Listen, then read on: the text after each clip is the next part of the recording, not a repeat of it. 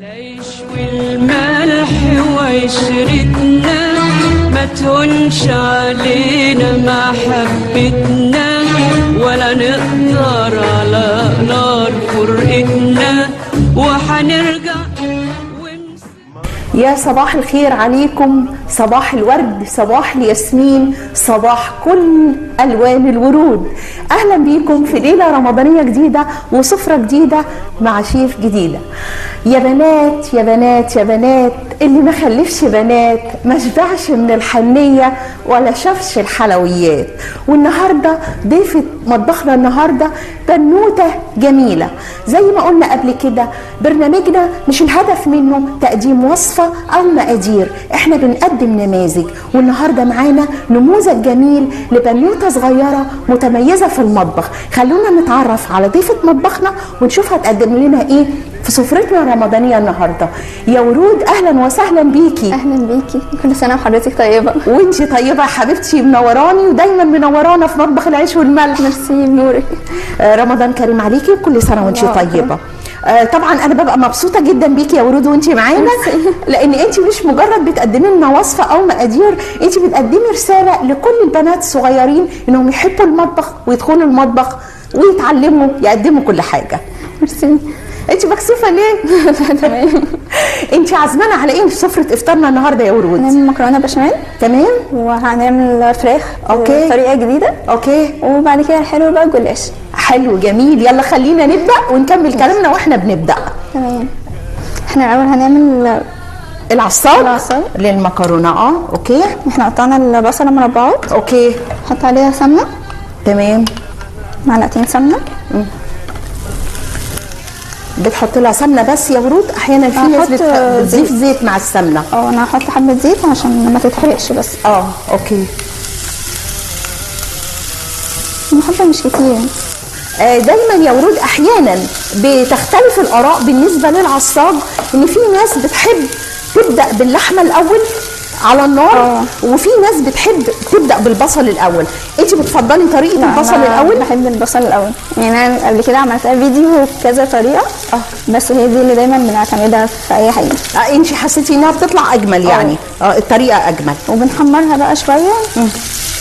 وبعد كده بقى بنسمن. فاحنا عقبال ما تتحمر دلوقتي ونعمل بشاميل. اوكي. تبقي شغاله في الحاجتين الخاصين بصينيه المكرونه. اوكي اتفضلي. اتفضلي يا ورود. هنحط 4 معالق سمنه. اوكي. السمنه بتكون موازيه للدقيق ولا بتختلف؟ بتبقى زي بعض. يعني لو حطينا 4 معالق سمنه نحط 4 معالق دقيق. ايوه. اوكي. برضو يا ورود في البشاميل في اختلاف في الاراء. في ناس بتحب تعمله على البارد، انت النهارده مقدماها على السخن. انت بتشوحي الدقيق الاول في السمنه. في السمنه. ده بيفرق في الطعم؟ بتبقى احسن. اوكي اتفضلي. 4 معالق دقيق. اوكي. حلو قوي. بتسيبيه قد ايه على النار ولا حسب ما بتشوفي اللون وصل لايه؟ بس بتشوفي اللون. هنشوف اللون وصل لايه، يبتدي يتغير شويه. قولي لي بقى، الشطاره في المطبخ دي بدات من امتى يا ورود؟ يعني ما شاء الله انت بنوته صغنونه، معظم اللي في سنك هم مستنيين ماما تقدم لهم الاكل وتعمل لهم سفره الاكل. ماما دايما بتحب ان هي تدخلنا من زمان معاها وتعلمنا بقى التريكات بتاعتها. يعني دي كانت ماما هي اللي شجعتك ولا انت الهوايه موجوده عندك؟ لا، هي ماما حببتنا في المطبخ. حلو جميل والله. دي رساله لكل الامهات، حببوا بناتكم في المطبخ من بدري. اطولك شويه يا ورود؟ اوكي اتفضلي يا حبيبتي عشان بس ما يتحرقش. اوكي. بتخلي البصل قد ايه يعني يحمر بدرجه ايه؟ انا بحبه في الطبيعي ان هو يتحمر جامد. بس احنا ممكن عشان وقت البرنامج فنخليه مصفر شويه. يعني على الاقل يبقى بدايه الاصفرار. بدايه تغيير اللون. تمام ما شاء الله. يعني اوكي. عايزه توطيه ولا تعليه؟ اعلي. اوكي اتفضلي. تعالي نوطي لغايه ما تحطي اللبن عشان ما يعملش وبعدين نعليه. اتفضلي على مهلك. هنحط لتر لبن. اوكي على مهلك.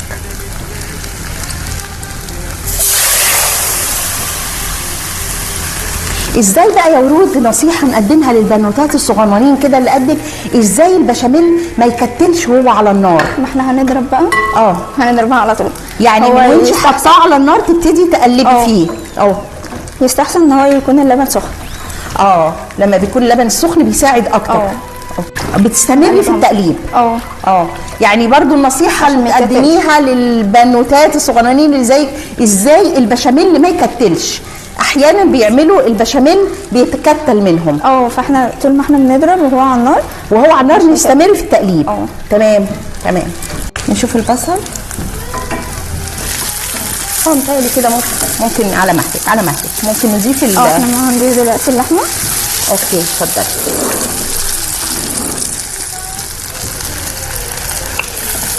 اللحمه دايما يفضل انها تكون حمراء ولا يكون فيها شيء من الدهون بيديها طعام اكتر؟ الدهون بتبقى فيها طعم.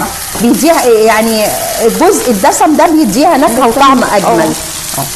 زي ما قلنا في البشاميل بنستمر في التقليب طول ما هو على النار. تمام. اتفضل. بتضيفي ايه توابل بقى للحمه العصاج؟ هنحط فلفل اسود بس انا بس بتضيفي لها فلفل اسود بس؟ وهنحط ملح بس لسه شويه. لا اصل عارفه يا ورود احيانا الناس بتتصور ان كتر التوابل بتدي نكهه اكتر، في حين يعني البشاميل العصاج فعلا مش محتاج اكتر من الملح والفلفل بس. وكل ما الحاجه تكون اقل كل ما طعمها هتبقى بالظبط. فعلا ما بيضيعش النكهه الاساسيه لما بنقلل التوابل. تمام. فعلا بدا يتكتل البشاميل، بدا يتقل بدون ما يتكتل. فرق كبير بين انه يتكتل وانه يبدا في السوى يعني او يبدا يجمد.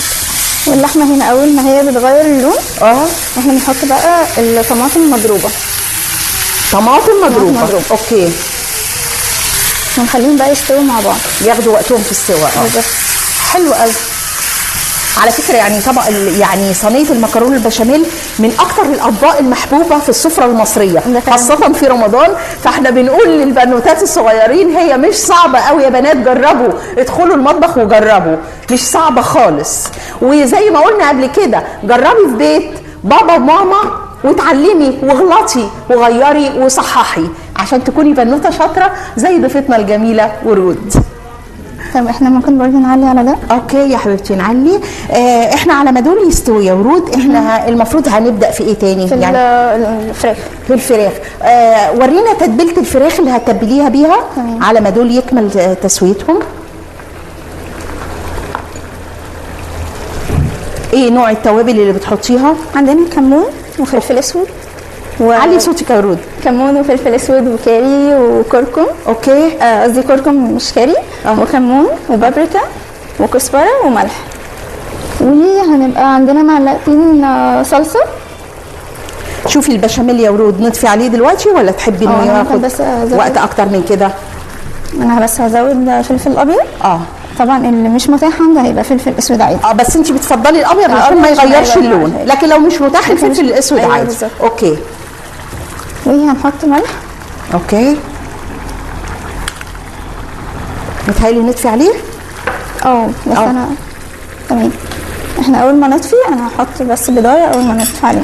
اوكي. احنا نطفي. خلي البدايه دلوقتي احنا بنعرفهم ان احنا هنضيف بدايه بس عشان ما تجمدش لما يكون برد شويه. ماشي. لما يكون برد شويه لان هي هتتجمد لو نزلناها فيه دلوقتي.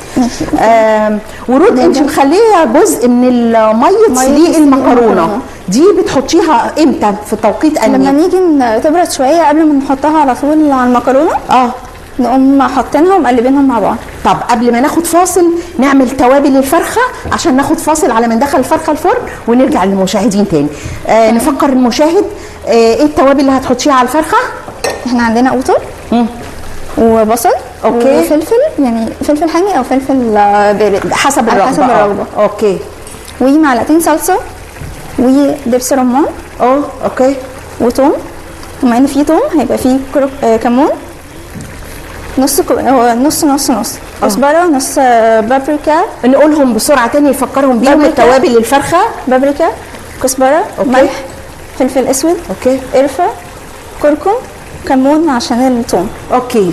تمام، مع ودبس طماطم رمان ومعلقتين، وفلفل صلصه اوكي. وبصل وقوطه وفلفل. دول هنضربهم في الخلاط ونتبل بيهم الفرخه وندخلها الفرن. بس احنا يعني الفرخه هنقوم حاطين من تحت. الاول هنحط عليها بصل، هنحط بصل نعمل لها فرشه من البصل يعني تحتها. تمام، بس نفرشهم هما الاثنين ونحط عليهم حبه ميه على حسب بقى الفرخه عشان تستوي. يعني نعمل لها قاعده من البصل بحيث انها ما تلزقش في الصينيه. بصل وايه يا ورود؟ بصل وقوطه وفلفل. كمان الخضار اللي بيتحط تحت الفرخه هو بيديها نكهه جميله وهي بتاخد من طعم الخضار. والخضار كمان بياخد من طعم الفرخه فبيبقى طعمه لذيذ وبتبقى شكلها احلى اكيد. شرايح طماطم وشرايح بصل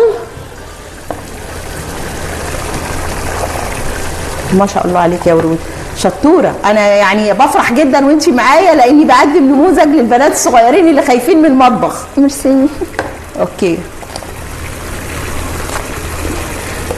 احنا كده هنتبل الفرخه ونحطها على ونتبلها ونحطها هنا وبعد كده ندخلها الفرن. بنعمل ايه بقى في التوابل؟ بنضيفها ازاي التوابل اللي هنضيفها للفرخه؟ كلهم على بعض. بنضيفهم مع بعض كلهم. ومع مع المكونات احنا هنحط بس نص كوبايه زيت. نص كوبايه زيت تتضرب مع التوابل. احنا هنا حطينا طماطم وفلفل. اوكي. وبصل. تمام. والصلصه. حلو قوي.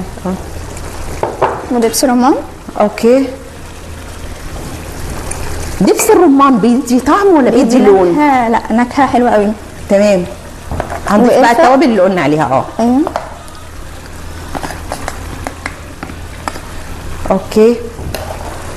والزيت. التوم ده يخص الفراخ؟ هيتضاف معاها برضو،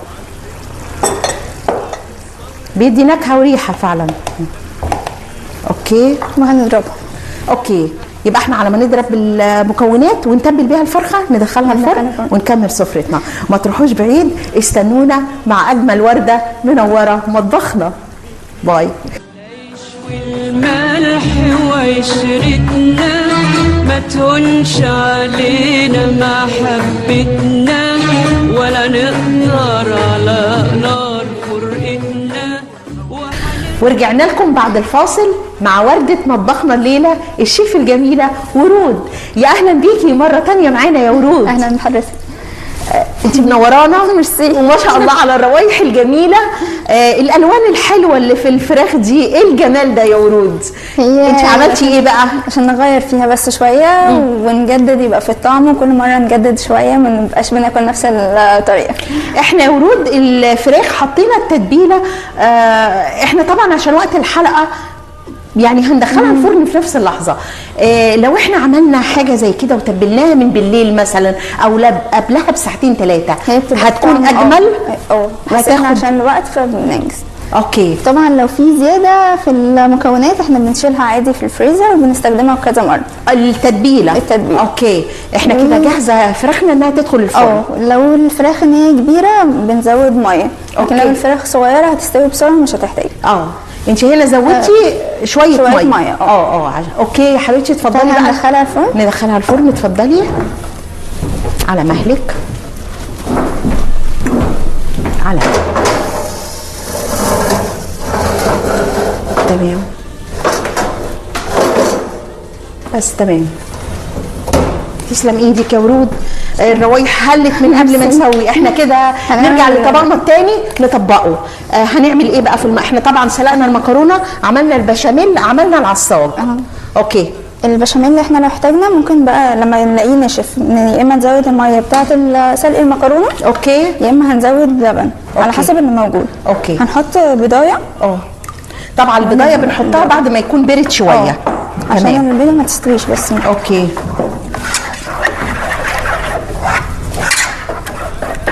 البضايه بتدي طعم. الهدف منها لون ولا طعم؟ طعم بتدي طعم. لا متهيألي كمان انها بتدي لون، بتخلي الوش بيحمر اكتر. اوكي. هو احنا كده هنحط منها تاني في الاخر. اوكي. هنحط بقى منها حبه هنا. تاخدي معلقه اكبر؟ تقدري تحطي. اتفضلي.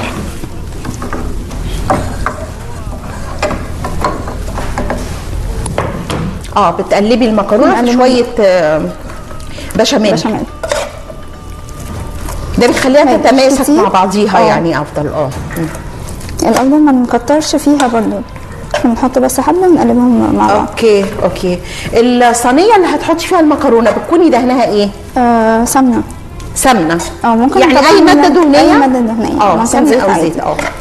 عشان بس عدم الالتصاق، المكرونه ما تلتصقش في قاع الصينيه. اوكي. بنعمل ايه تاني؟ احنا هنحطها هنا، ناخد بقى منها. خدي بقى الاكبر حطي بيها. هاتي دي. اتفضلي يا حبيبتي. بنحط نص المكرونه بقى نفرده في قاعده الصينيه. انا ممكن اساعدك؟ يا ريت. اتفضلي خدي يا حبيبتي.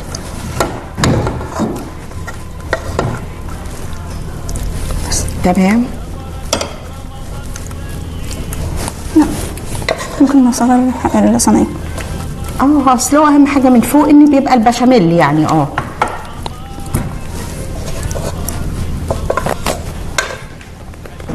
تمام. حلو قوي كده. مثلا احنا بنملى بس الفراغات. ان ما نخليش فيها فراغات. بتفضلي يا ورود ان يعني خرطه المكرونه بتهيألي انها لما بتكون مفروده كده بتبقى الخرطه يعني لما ما بتبقاش سميكه قوي بتاخد من كل الصوص ومن كل الطعم. افضل ما نحط مكرونه كتير بتبقى الخرطه كبيره قوي، كبيره وما بتبقاش حلوه، بتفقد الطعم فعلا. تمام. اوكي. بعد كده بنحط ايه؟ احنا بنحاول ندوس عليها بس. ايوه انت بتسويها في الصينيه كلها. عشان يبقوا ماسكين في بعض. وانت المكرونه وهي بتتسلق حطيتي بس ملح. اوكي. اتفضلي.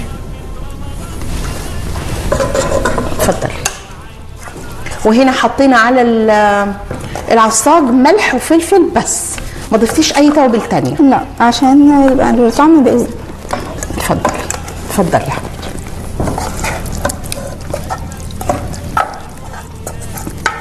الروايح يا ورود يعني جوعتينا من قبل ما الحاجه تستوي. ميرسي. ما شاء الله عليكي يعني، تسلم ايدك يا حبيبتي.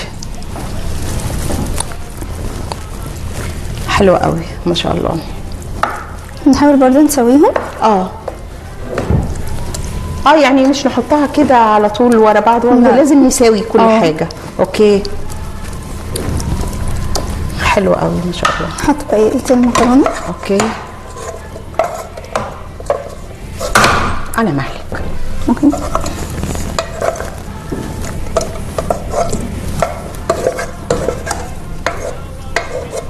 اوكي. برضه نحاول نفردها.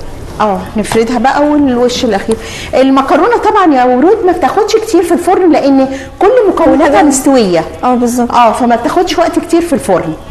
هو شويه بسيطه وتبقى من فوق برضه شغاله الفرن عشان تاخد الوش بتاعها وخلاص. هي اطباق سهله وبسيطه، وزي ما بنقول ان رمضان دايما عايز الاطباق السهله. اتفضلي. حط بقى البشاميل من فوق. والبشاميل هو السمك ده معقول، ما يكونش اتخن من كده عشان ما يشققش. بالظبط. اصحابك بقى بيحسدوكي على شطارتك في المطبخ ولا بيتعلموا منك؟ الاثنين يعني، لو بيبقوا نفسهم ان هم يعملوا زيي وفي بيقوموا واخدين المفروض انك دايما تكوني قدوه ليهم يعني.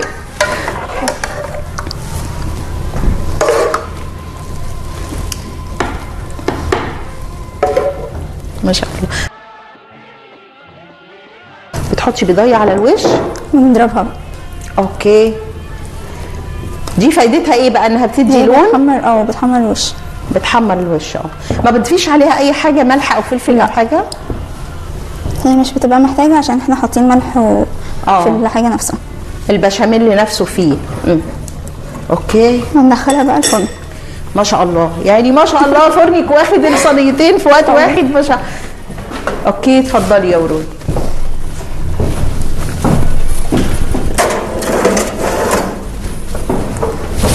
ما شاء الله. تسلم ايدك يا ورود. تسلم ايدك يا حبيبتي. احنا كده خلصنا اطباق الاكل. هنحلي بايه بقى؟ جلاش. هتعملي لنا الجلاش باي شكل النهارده؟ طبعا اشكال كتير للجلاش النهارده، انت هتقدمه لنا باي شكل؟ هنقطعهم طرنشات. اوكي. ونعمل كاسترد، ونحط بقى زي البشاميل كده، نحط النص في النص وحبه من فوق وحبه من تحت يعني. نعمل الكاستر. تمام. احنا ممكن نعمله بارد وممكن نعمله سخن حسب يعني الاختيار. هو لو عايزينه سخن احنا بنسيب بس اللبن يغلي. ويبقى كوبايه بس على جنب. كوبايه لبن. كوبايه لبن بارده يعني؟ تبقى بارده ان احنا نضرب فيها المكونات. تقلبي فيها الكاستر يعني. بالظبط. اوكي. لكن احنا دلوقتي هنعمل كله على بعض فهنحطه مره واحده. اوكي. هنا حطينا لبن كيلو لبن. اوكي. وربع سكر. اوكي. معلقتين كاستر ومعلقتين نشا. بتضيفي نشا مع الكاستر عشان يزود السماكه بتاعته. سمك الكريمه يبقى اعلى يعني. ده برضو زي البشاميل اللي محتاج تقليب سريع وهو على النار عشان ما يكتلش. هو كده احنا لسه يعني ما سقعش، فاحنا هنقلبه لسه ما سخنش قصدي. انت نزلتي الحاجه عليه واللبن بارد فمش هيتكتل بسرعه يعني.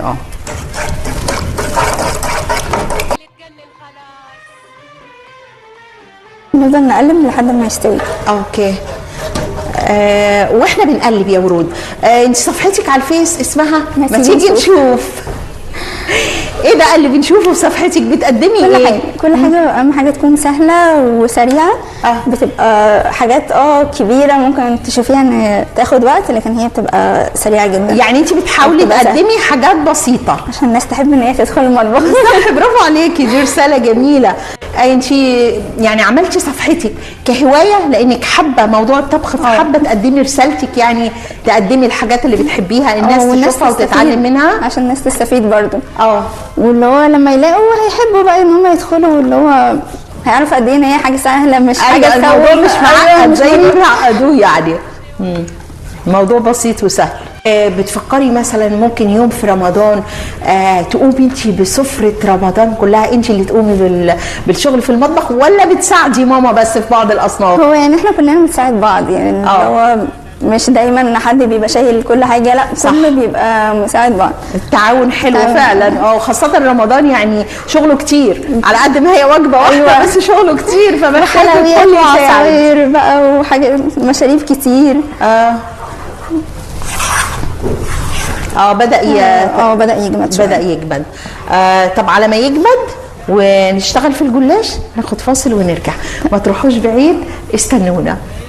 والملح وعشرتنا ما تهونش علينا محبتنا، ولا نقدر على نار فرقتنا.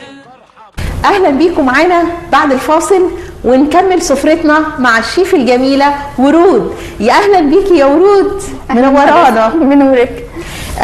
الروايح طبعا هلت ما شاء الله، الحاجات جميله، تسلم ايدك. تسلم. احنا هنحلي بايه بقى يا ورود النهارده؟ بالجلاش بالكاستر اللي احنا عملناه. احنا عملنا الكاستر. ايوه. هنعمل الجلاش ازاي؟ هناخد منه طبقتين. تمام. هندهن الاول الصينيه دي، نكون دهنينها سمنه. احنا بندوب السمنه كويس بس على النار عشان احنا محتاجينها ان هي تبقى سايحه، ما تكونش متجمده يعني. اوكي. هنقوم دهنينها. بعد كده هناخد ورقتين، عشان انا كنت بعمل الفيديو بتاعي قطعتهم على طول، قطعت الجلاش على طول. تمام. فما كانش احسن حاجه. الكاستر نزل تحت. تمام. يعني انت استفدتي من التجربه اللي فاتت انك بتعملي له قاعده من الجلاش عشان الكاستر ما ينزلش في الصينيه. ما ينزلش في الصينيه. حلو قوي، حلو. احنا بنحط اول طبقتين. اوكي. وبعد كده بقى هنقطع دول. اوكي. هنقطعهم طرنشات. اوكي. هو يعني كده يا ورود، يعني المفروض ان زي ما بتقولي المفروض نستفيد من اخطائنا، يعني لما حاجه تحصل نتفاداها في المره اللي بعدها، نتعلم من اللي حصل. اوكي. احنا بناخد نص الكميه برضو ونفردها تحت. اوكي. هو شكل جديد كده للجلاش، يعني احنا متعودين ان الصينيه التقليديه. ايوه بالظبط. هو كده شكل جديد فعلا في الجلاش. الحلو ان احنا ننوع كل شويه عشان نزهق وكده. اكيد خاصه في رمضان. محتاج التنوع في السفره. انت عارفه كتير. هو ممكن تبقى نفس الحاجه، يعني هي جلاش بس نوعنا في الشكل، في الطريقه اللي بتقدم بيها، فبيدي نكهه مختلفه وشكل مختلف. زي ما بيقولوا يعني العين بتاكل قبل البق. بتفرديها بشكل عشوائي كده في الصينيه. اوكي. ما بتدهنيش سمنه تاني في النص بقى؟ لا لما نحط بقى دول. لما بتحطي الكاستر وبقيه الجلاش هنحط بس الطبقه الاولى وبعد كده هنقوم حاطين سمنه. بتحطي طبقه الجلاش وبعدين طبقه سمنه. تمام. ما شاء الله شطوره يا ورود، يا رب كل البنات كده تتعلم الشطاره منك. هنرشش بقى السمنه. تمام.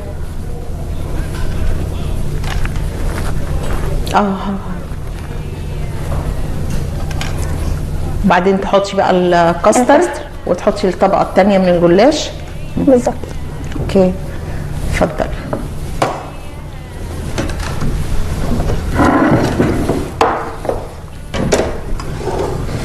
اتفضل. هو يستحسن ما نجيبش في الجناب عشان ما يحرقش. ما يلتصقش في الصينيه ويتحرق. بنخليه نركز على النص. انت لما زودتي النشا في الكاستر وانت بتعمليه زودتيه عشان يديله كثافه اعلى. تمام.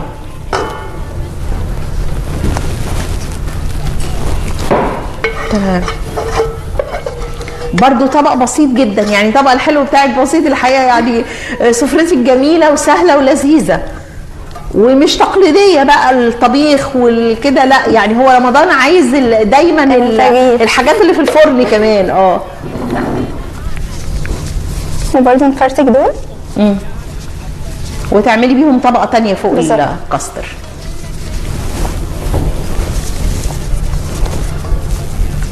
حلو. قولي لي بقى يا ورود، انت ايه طقوسك بقى في رمضان؟ ايه اهم حاجه بتكوني حريصه ان انت تعمليها دايما في رمضان؟ هو الاحتفالات بقى والزينه والحاجات دي. لسه مرتبطه بزينه رمضان ان انتوا تزوقوا كده البيت لازم شيء اساسي جدا. وفانوس رمضان اخباره ايه معاكي؟ موجود. لسه حد بيجيبهولك ولا انت اللي بتجيبيه لنفسك؟ لا هو دايما بيجي لي بقى اخواتي ماما بابا كده يعني. ربنا يخليهم يا حبيبتي، كل سنه وانت طيبه ودايما كده منوره في كل رمضان. هنحط برده طبقه ثانيه عشان تحمر الوش بقى. تمام. الحقيقه بسيطه وما خدتش مقادير كتير، يعني حتى السمنه اللي انت حطيتيها مش كتير فيها. لا مش كتير. هو طبق خفيف جدا بس كده. هندخلها فرن. احنا طبعا عاملين العسل بقى شربات. هو بيكون عباره عن 2 سكر وواحده ميه. اوكي. ولما بيتجلي على النار بنقوم حاطين بقى عصره ليمون او ملح ليمون على حسب اللي موجود. وفانيليا. تمام. بندخلها بقى الفرن. اوكي على مهلك. احنا بنسيبها بقى في الفرن لغايه اول ما تتحمر. بنطلعها من الفرن. هي بتكون سخنه، الشربات يكون لازم سخن. يكون ساقع. لازم يكون ساقع. يا اما الشربات هو اللي ساقع وهو التاني يبقى سخن. لازم الشربات يبقى العكس. يعني لازم العكس.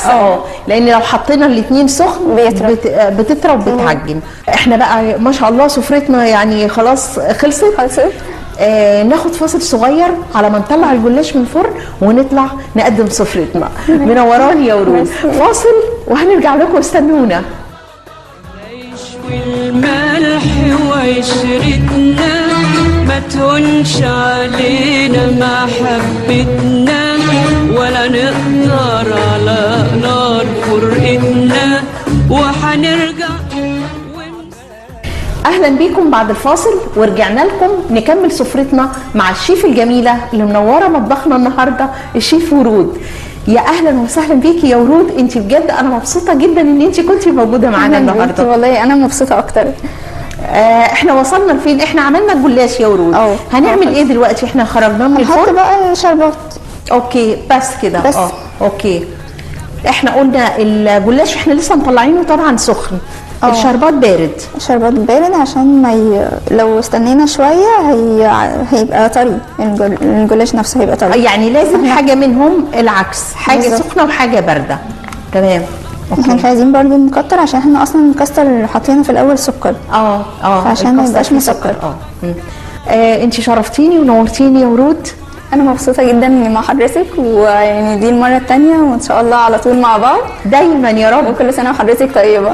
وانت طيبه والف خير يا حبيبتي. حضرتك طيبه. نقول ايه كل سنه وهم طيبين ورمضان كريم، ويا رب تكون سنه سعيده عليكم وما تخافوش والدنيا حلوه وجربوا. شكرا يا ورود، شرفتيني يا حبيبتي، وان شاء الله دايما معانا في كل المناسبات الحلوه. نورتيني يا ورود. خلصت سفرتنا، استنونا في سفرة رمضانية جديدة مع ضيف جديد. كل سنة وحضراتكم طيبين وأيام سعيدة عليكم دايما يا رب. نشوفكم على خير في حلقة جديدة في مطبخكم، مطبخ العيش والملح. باي باي.